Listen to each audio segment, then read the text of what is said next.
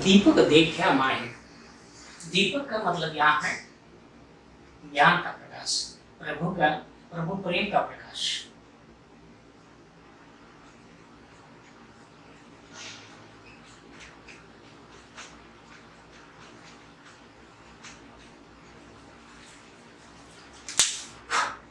अब देखते हैं इस दोहे का मतलब नंबर थर्ड। जब मैं था तब हरि नहीं, अब हरि है मैं नहीं। दोस्तों, जहां जिस हृदय में, जिस शरीर में अहम भाव होता है, वहां पर ईश्वर कभी वास नहीं करते। ईश्वर उसी जीवात्मा में रहते हैं जो अहम भाव को जिसने अपने हृदय से निकाल दिया हो। ऐसे शरीर में, ऐसे ही जीवात्मा के भीतर ईश्वर वास करते हैं या विद्यमान होते हैं। यही बात यहाँ वो बताते हैं कि जब मैं था तब हरि नहीं। कविता जी अपने अनुभव या कथन कर रहे हैं कि जब मैं भी आपकी तरह ज्ञानी था, सांसारिक भ्रमों में भटकता था, ईश्वर को बाह्याडंबरों में खोजता था और ईश्वर अपने हृदय में अहम भाव को लिए हुए था, तब तक मेरे भीतर ईश्वर नहीं थे। जब मैं था, यानी जब तक मेरे हृदय में अहम भाव था, घमंड था, तब हरि नहीं, तब तक मुझे ईश्वर के दर्शन नहीं हुए, तब तक मेरे हृदय में प्रभु वास नहीं करते थे। अब हरि है मैं नहीं, परंतु मैंने कठोर तपस्या तथा तप से ईश्वर को पा लिया, ज्ञान को प्राप्त कर लिया। तब ऐसी स्थिति आ गई है कि मेरे हृदय में प्रभु बसते हैं, हरि बसते हैं, और हरि बसने की वजह से मैं अपने आप खत्म हो गया है। अर्थात मैं खत्म होने के बाद ही ईश्वर वास करते हैं। ईश्वर का प्रवेश होते ही अहम भाव अपने आप स्वयं ही नष्ट हो जाता है। इसलिए इस दोहे का मतलब ये हुआ कि जब मैं था तब हरि नहीं, जब तक मेरे हृदय में अहम भाव था, गर्व था, घमंड था, ईश्वर वास नहीं करते थे। अब ज्ञान के कारण जैसे ही मैंने ईश्वर को पा लिया, सत्य का ज्ञान कर लिया, तो अब हरि है मैं नहीं। बस उसी समय से मेरे हृदय में ईश्वर वास करने लगे हैं और अहम भाव खत्म हो गया है। अगले पंक्ति दोस्तों, सब अंधियारा मिट गया। सत्य के ज्ञान से या प्रभु के दर्शन से, प्रभु की प्राप्ति से, ज्ञान की प्राप्ति से मेरे हृदय के सारे अंधकार अपने आप खत्म हो गया। अर्थात सारा मायाजाल जो था, संसार के भ्रम का, सांसारिक भ्रमों का, वो सारा अंधकार, अज्ञान का अंधकार नष्ट हो गया, चूर चूर हो गया। जब दीपक देखा माए, यह दीपक का अर्थ है ईश्वर, ईश्वर प्रेम का दीपक। यहाँ दीपक का अर्थ हमें लेना है ज्ञान का दीपक या ईश्वर प्रेम का दीपक, ईश्वर प्रेम रूपी दीपक। जैसे ही मैंने अपने भीतर ईश्वर को पा लिया, ईश्वर प्रेम को जान लिया, सारा अंधकार अपने आप चूर-चूर हो गया, नष्ट हो गया, सारा मायाजाल, सारा भ्रम खत्म हो गया। तो इस प्रकार की दोहे का मतलब या अर्थ हमने यहाँ देखा दोस्तों। अब देखते हैं चौथा दोहा। तो इस प्रकार है, सुखिया सब संसार है, सुखिया सब संसार है, खाए और सोए। पहले मीनिंग देख लेते हैं। संसार और संसार का मतलब होता है जग,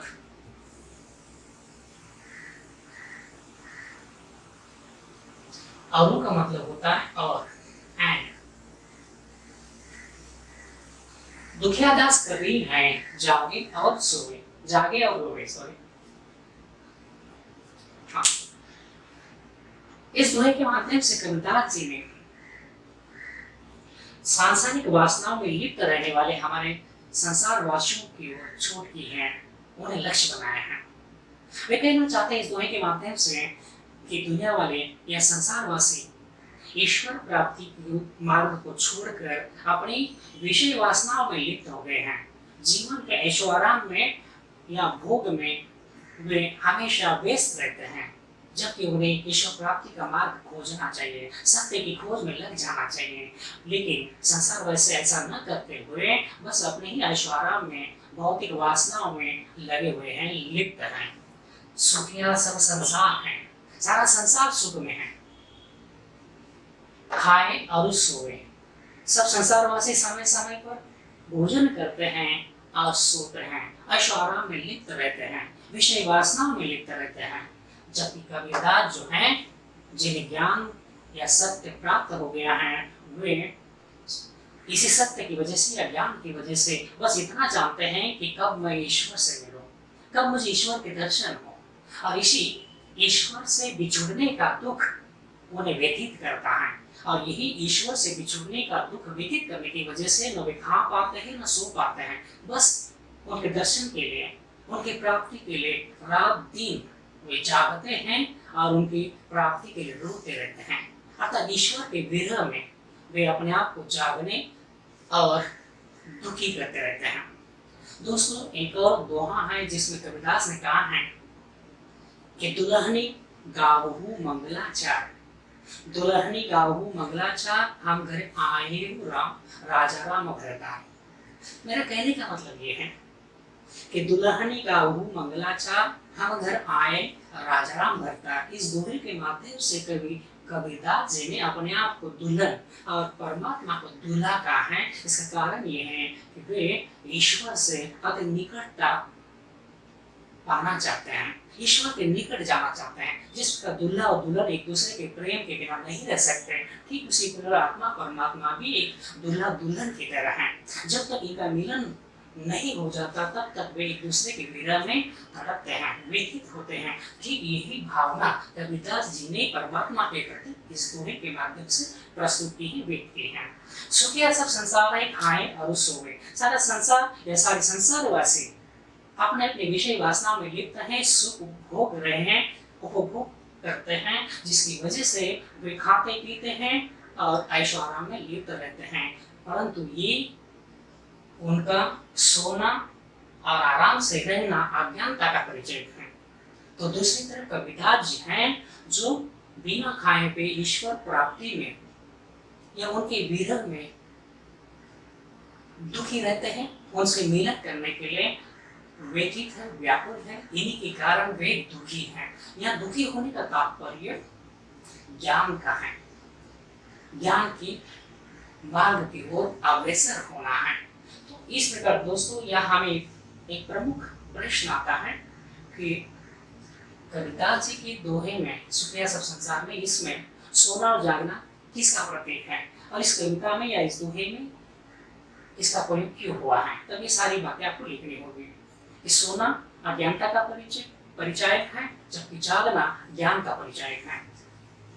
संसार या संसारवासी ईश्वर की प्राप्ति के लिए बिल्कुल किसी प्रकार का प्रयास नहीं करते। ईश्वर के विरह में या उनके बिछुड़ने के दुख में व्यथित हुए बिना वे अपने विषय वासना में लिप्त हैं, जबकि कबीरदास ईश्वर के बिछुड़ने के विरह में व्याकुल हैं और उन्हीं की प्राप्ति के लिए जब तक ईश्वर मिल नहीं जाते तब तक वे जागते रहते हैं, एक प्रकार के तपस्या करते हैं। ठीक है दोस्तों, अगला दोहा है हमारा विरह भुवंगम तन बसे। विरह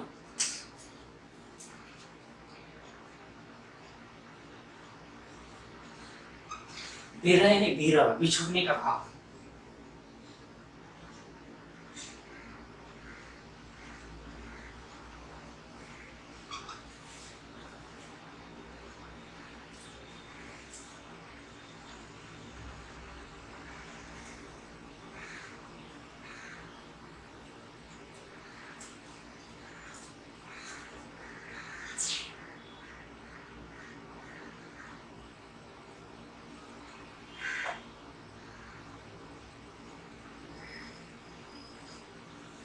दोस्तों यहाँ नंबर थोड़ी गड़बड़ हो गई, मैं जरा क्लियर करता हूँ।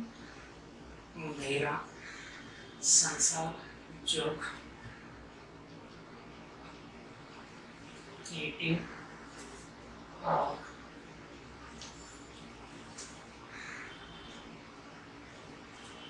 हरी जो है ये ऑलरेडी हो गया है, फिर हमने दोबारा लिखा है इसलिए गड़बड़ हो गई है। अब 18 हो गया विरह,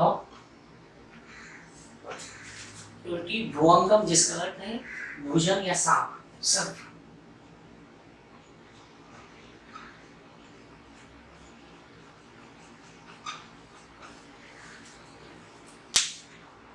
तन यानी शरीर, मंत्र न लागे कोई, राम वियोगी ना जीवे जीवित गौरा होए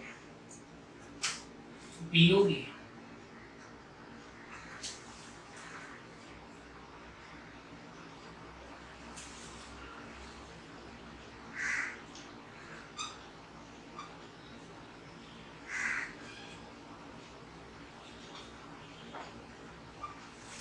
विरह में व्याकुल है, विरह में बेचैन। वियोगी का मतलब जीवित यानी जीना।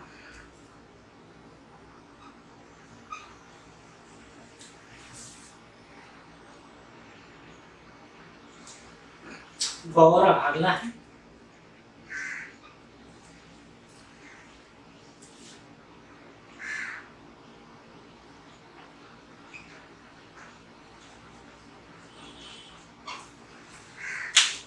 इस प्रकार दोस्तों यहाँ में शब्दार्थ देखें। विरह यानी विरह, विछुड़ने का गम। भुवंगम यानी भुजंग या सांप या सर्प। वियोगी अर्थात विरह में व्याकुल, विरह में व्यथित। जीवे यानी जीना, बौरा यानी पागल। इस दोहे का मतलब इस प्रकार हुआ दोस्तों कि हमारे तन रूपी, शरीर रूपी मन में ईश्वर की बिछोड़ने की भावना, एक प्रकार की विरह की भावना जब तक है, तब तक हमें किसी प्रकार का चैन नहीं आता। जिस प्रकार एक प्रेमी प्रेमिका से जब तक बिछुड़ता रहता है, उसकी विरह वेदना में व्यतीत होता रहता है, ठीक इसी प्रकार की विरह की भावना ईश्वर प्राप्ति के लिए जब तक हमारे हृदय में है, तब तक हमें किसी प्रकार के चैन या शांति। हाँ तो दोस्तों हम पांचवा दोहा देख रहे हैं। विरह भुवंगम तन बसे। विरह रूपी सांप, विरह किस कैसा? आत्मा का परमात्मा से मिलन का। इन दोनों में बिछुड़न हो गई है, क्योंकि जब तक इनका मिलन संभव नहीं तब तक ये विरह वेदना हर किसी जीवात्मा को सहनी पड़ती है। कबीर को भी ये विरह वेदना व्यथित करती है। कबीर कहते हैं कि विरह का सांप मेरे तन रूपी चित्त में विराजमान हो गया है, और जिस उतारने के लिए अर्थात उस सांप का दंश होने की वजह से उसका विष उतारने के लिए किसी प्रकार का उपाय तरकीब काम नहीं आती। जिस प्रकार भौतिक जीवन का कोई सांप अगर डस जाए तो किसी ऊर्जा के द्वारा मंत्र तंत्र करके, जादू टोना करके उसे अर्थात सांप के विष उतारने की कोशिश की जाती है, परंतु ये भौतिक जीवन का सांप नहीं है। ये विरह रूपी सांप है जो हर किसी जीवात्मा के तन में अर्थात हृदय में विराजमान हो गया है। उसे उतारने के लिए कोई भी प्रयास कर लीजिए, कोई भी उपाय उस पर काम नहीं करता। राम वियोगी ना जीवे, जीवित तो गौरा होए। अर्थात राम की प्राप्ति के लिए, आत्मा परमात्मा के मिलन के लिए जब तक व्यतीत होता रहता है, इसका मतलब ये है कि विरह वेदना में तड़पने वाला, व्यतीत होने वाला हर कोई जीव तब तक तड़पता रहता है जब तक उसका अर्थात आत्मा का परमात्मा से मिलन नहीं हो जाता, सत्य का ज्ञान उसे नहीं हो जाता, ईश्वर रूपी प्रेम का साक्षात्कार उसे नहीं हो जाता, तब तक ये विरह रूपी सांप उसे दसता रहता है अर्थात व्यतीत करता है। राम वियोगी अर्थात राम के विरह में तड़पने वाला व्यक्ति, जीवात्मा जीवित तो गौरा हो। राम के विरह में व्यतीत होने वाला जीव अर्थात जीवात्मा जी नहीं पाता। अगर जीता भी है तो गौरा होकर जीता है, पागल होकर जीता है। कितनी सुंदर कल्पना कवि कविता जी यहाँ पर भी है कि विरह रूपी सांप हमारे शरीर में या शरीर रूपी चित्त में जैसे विराजमान हो जाता है, उसे अर्थात उसका विष, उसका जहर निकालने की कितनी भी कोशिश कर लीजिए, कोई कामयाब नहीं मिलती, क्योंकि राम का वियोगी अर्थात जीवात्मा तब तक तड़पता रहता है जब तक उसका परमात्मा से मिलन नहीं हो जाता। कहने का तात्पर्य है कि राम रूपी प्रभु के विरह में तड़पने वाला जीव जी नहीं पाता, तब तक जी नहीं पाता जब तक उसका मिलन नहीं हो जाता, सत्य का ज्ञान, ईश्वर की प्राप्ति उसे नहीं हो जाते। जब तक नहीं हो जाती तब तक वो जी नहीं पाता, तड़पता रहता है। और अगर जीता भी है तो प्रभु के मिलन के लिए पागल बनकर जीता है। यही इस दोहे का मतलब, यह भावार्थ है। दोस्तों अगला है नंबर 6, निंदक नेड़ा राखे आंगनी कूटी बंधाए। निंदक का मतलब निंदा करने वाला।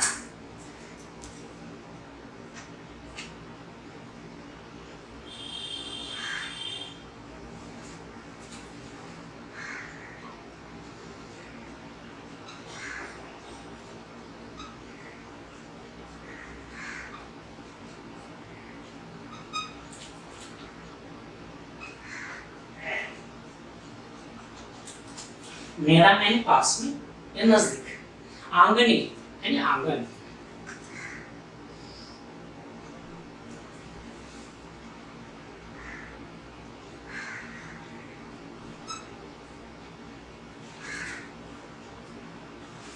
कुटी, कुटी यानी झोपड़ी या कुटिया।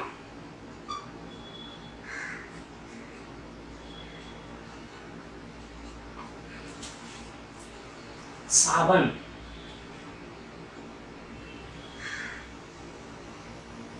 सावन यानी साबुन।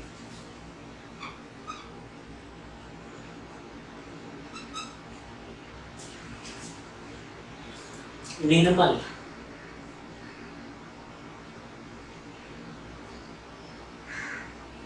निर्मल यानी स्वच्छ, पवित्र।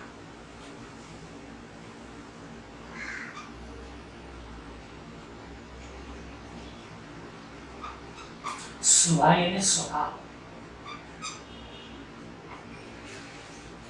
इस प्रकार दोस्तों यहाँ में अर्थ देखे, अब हम जानते हैं इसका भावार्थ क्या है।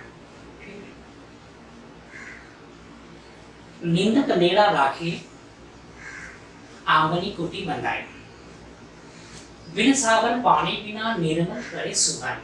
इस दोहे के माध्यम से कविताज जी ने एक सांसारिक तथ्य हमारे सामने उद्घाटित किया है। वे कहते हैं कि आज ऐसा कोई व्यक्ति नहीं जो निंदा करते कर दूरी बनाए रखने में भलाई समझता है, यह उसे जीविका पर अपने से दूर करने की कोशिश करता है। परंतु ये भी उतना ही सत्य है। निंदक ये कार्य करता है या इसमें लिप्त रहता है कि वह हमेशा आपके दोषारोपण या आपके दोष जो भी है, दुर्गुण जो है, कमियां जो है, वो समय समय पर आपके सामने उद्घाटित करता है, आपको नीचा दिखाने की कोशिश करता है, आपको अपमानित करता है। परंतु इन्हें निंदक के द्वारा दिखाई गई कमियों को हम दूर करें, समय समय पर उसको अपने से निकालने की कोशिश करें, तो हमारा अपना स्वभाव अपने आप स्वच्छ हो जाता है, निर्मल हो जाता है, पवित्र हो जाता है, और इस प्रकार हम महान बन जाते हैं। इसलिए कविताज यहाँ कहना चाहते हैं कि निंदक को हमें अपने से दूर नहीं रखना चाहिए, उसे तो अपने आंगन में, अपने कोट एरिया में झोपड़ी या कुटिया बांधकर रहने के लिए जगह देनी चाहिए, क्योंकि वह बिना साबुन या बिना पानी के हमारे स्वभाव को, हमारे चरित्र को स्वच्छ या क्लीन करने की कोशिश करता है, जिससे हम महान बन जाते हैं। आइए देखें, निंदक नेड़ा राखिए। जो निंदा करते हैं, हमें अपमानित या नीचा दिखाने की कोशिश करते हैं, हमारे दोस्त दूसरों के सामने प्रस्तुत करते हैं, ऐसे निंदकों को हमें पास में रखना चाहिए, हमेशा पास में रखने की हिदायत देनी चाहिए। आंगनी कुटी बंधाए, उनके लिए हो सके तो अपने आंगन में कुटी बांध कर देनी चाहिए। बिना साबुन पानी बिना, ये निंदक प्रमुखतः ऐसा कार्य करते हैं जो बिना पानी या बिना साबुन लगाए निर्मल करे सुखाए, हमारे स्वभाव को निर्मल यानी पवित्र करने का काम करते हैं। कितनी सुंदर कल्पना है, लेकिन इस बात को जानकर भी हम अनजान होते हैं और ऐसे निंदकों से जो हमारा अपमान करते हैं, हमारी कमियां दूसरों के सामने गिराते हैं, उन्हें हम अपने से दूर रखने की चेष्टा करते हैं। तो दोस्तों, उम्मीद है कि आप भी अपने निंदकों को सम्मान अपने पास में रखने की कोशिश करेंगे। अगला है नंबर 7, पोथी पड़ी पड़ी जग मुआ पंडित भयानक हुए। या पोथी का मतलब है धर्म ग्रंथ।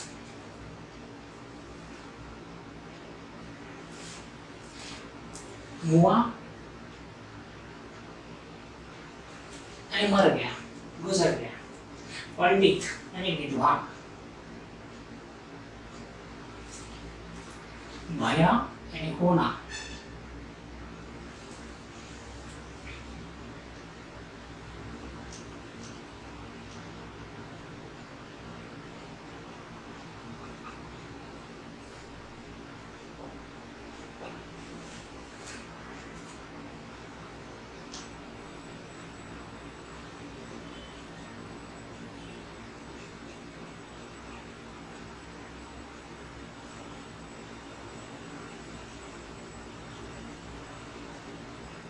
पोथी पड़ी पड़ी जग मुआ पंडित भयानक हुई।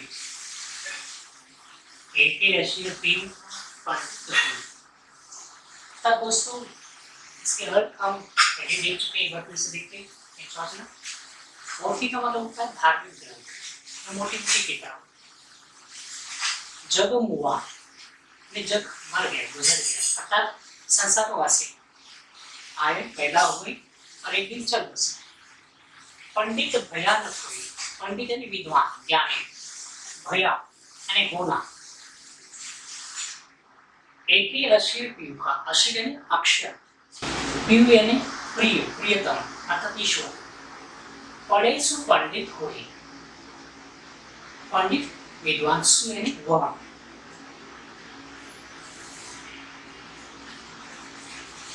सु यानी वह।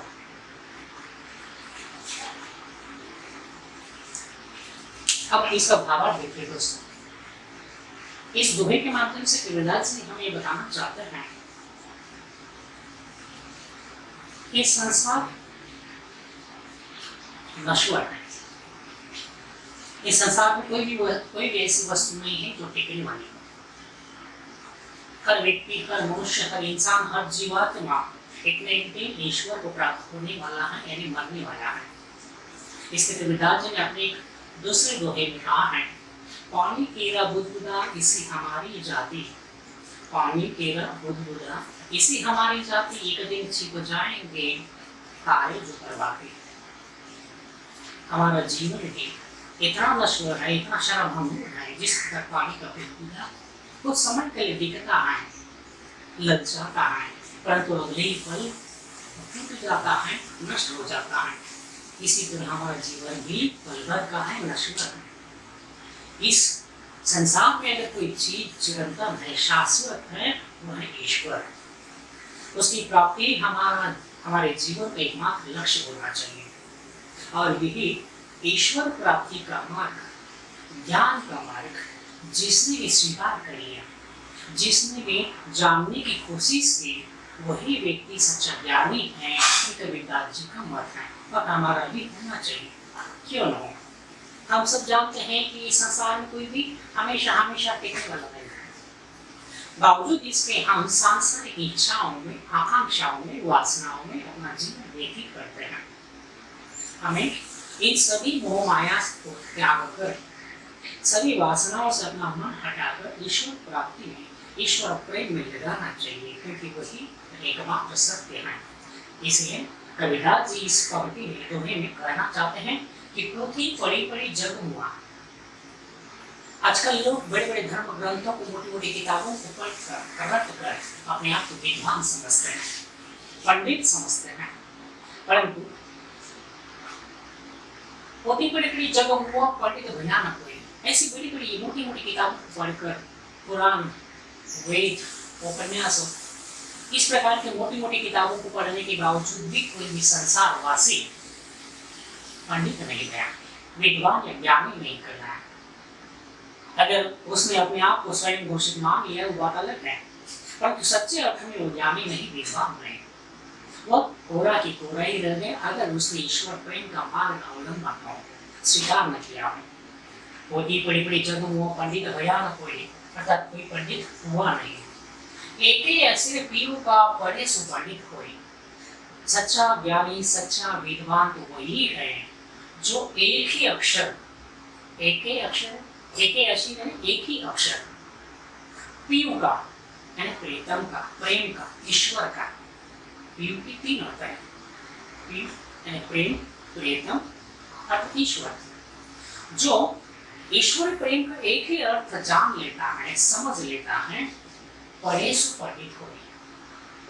जो पढ़ता है, प्रेम का एक ही अक्षर पढ़ लेता है, ईश्वर प्रेम का, वही सच्चे अर्थों में पंडित है, विद्वान है।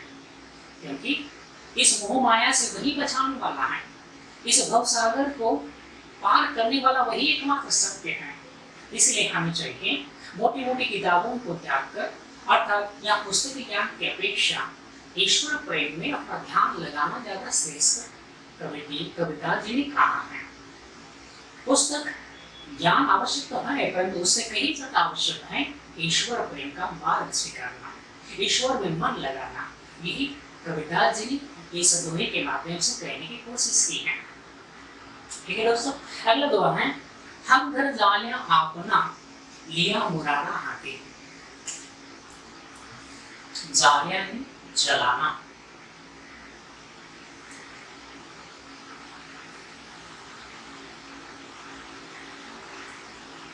और मुरादा है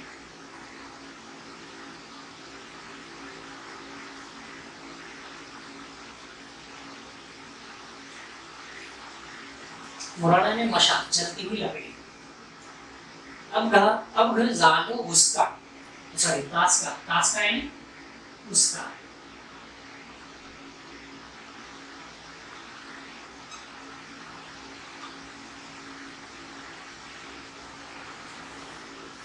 जो चले हमारे साथी।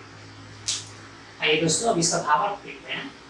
कबीरदास जी इस दोहे से कहना चाहते हैं कि हम घर जालिया अपना, हमने अपने हाथों में जलती हुई लकड़ी लेकर, जलती हुई मशाल लेकर अपना खुद का घर ही जला डाला। ये शब्दशः अर्थ इसका इसी प्रकार है, परंतु इसके पीछे से प्रतीकात्मक ढंग से कबीरदास जी कहना चाहते हैं जो महत्वपूर्ण भी है। कबीरदास ये कहना चाहते हैं कि हमें भक्ति और विरह की मशाल हाथों में लेकर अपना विषय वासनाओं का, इच्छा आकांक्षाओं का, सांसारिक ऐश्वर्याम की भावनाओं का जो घर अपने आसपास बना रखा था, ऐसा घर हमने भक्ति की मशाल लगाकर उसके द्वारा इस घर को जला डाला, नष्ट कर डाला। एक बार फिर से देखिए, हम घर जालिया अपना लिया मुरादा हाथी। भक्ति या विरह की जलती हुई मशाल हाथों में लेकर, या ज्ञान की मशाल हाथों में लेकर कबीरदास जी ने अपना विषय वासना रूपी, इच्छा आकांक्षा रूपी घर या भवन खुद ही जला डाला, भस्म कर दिया। अब घर जालो उसका, अब घर जालो ताश का, जो चले हमारे साथे। कबीरदास जी ने कहा है इस पंक्ति के द्वारा, हम तो विषय वासनाओं से मुक्त हो गए, मोह माया से बाहर आ गए। इस संसार की नश्वरता को जानकर सच्चे ज्ञान का मार्ग स्वीकार कर लिया, उसी मार्ग पर चलना चाहा। अब हमारी ही भांति औरों को भी मैं सच्चे ज्ञान का पथ प्रदर्शन कराना चाहता हूँ, जो हमारे साथ चलना चाहते हैं। उसका भी घर, अर्थात उसकी भी विषय वासनाओं का घर, इच्छा आकांक्षाओं का भवन हम जलाना चाहते हैं, जो भ्रम में रह रहे हैं। उन्हें इसी प्रकार ज्ञान की जलती हुई मशाल लेकर उसके घर को जलाकर अपने साथ हम ले चलना चाहते हैं, परंतु उसी मन में साथ चलने की इच्छा हो। तो इस प्रकार हम घर जालो ताश का, अब उसी मशाल को लेकर हम उसका घर जलाना चाहते हैं, जो चले हमारे साथ हैं। जो व्यक्ति है, जो मनुष्य हमारे साथ चलना चाहते हैं, ईश्वर भक्ति के मार्ग पर अग्रसर होना चाहते हैं, ईश्वर में मन लगाना चाहते हैं, उनको हम इसी प्रकार विषय वासनाओं से मुक्त करना चाहते हैं, संसार की विरक्ति से अवगत कराना चाहते हैं और ईश्वर में मन लगाने के लिए मजबूर करना चाहते हैं। इस प्रकार कबीरदास जी ने यहाँ मोह माया से भटके हुए लोगों को सच्चे ज्ञान के पथ पर लाने के लिए प्रयास करना चाहा। क्योंकि दोस्तों, मोह माया एक ऐसी चीज है जो अच्छे को नहीं छोड़ पाती है, उसे चंपल से कोई छूट नहीं करता। इसलिए कबीरदास जी ने अपने दोहे में कहा है, माया मोहिनी भरी भरी मारे बान, माया मोहिनी भरी भरी मारे बान, भाग्या ही छूटे नहीं मोहे जान सुजान। अर्थात अच्छे ज्ञानी विद्वान लोग भी, भाग्यवान लोग भी मोह माया के चंगुल से नहीं छूट पाते। ऐसी ये माया बड़ी ठगेली है, हर किसी को ठगती है, अपने चंगुल में फंसाती है, जिसके कारण हम सांसारिक विषय वासना में लिप्त रहते हैं, ऐश्वर्य में व्यस्त रहते हैं और ईश्वर प्रेम में मन नहीं लगा पाते। ऐसे सभी विषय वासनाओं से हमें अपने मन को निकाल कर ईश्वर प्रेम में लगाना चाहिए। यही इस कविता का, इस दोहे का प्रमुखता से तात्पर्य है। ठीक है दोस्तों, तो उम्मीद है आपको कबीरदास के साथ ही, अर्थात इस साथी में दिए सारे दोहे समझ आ गए।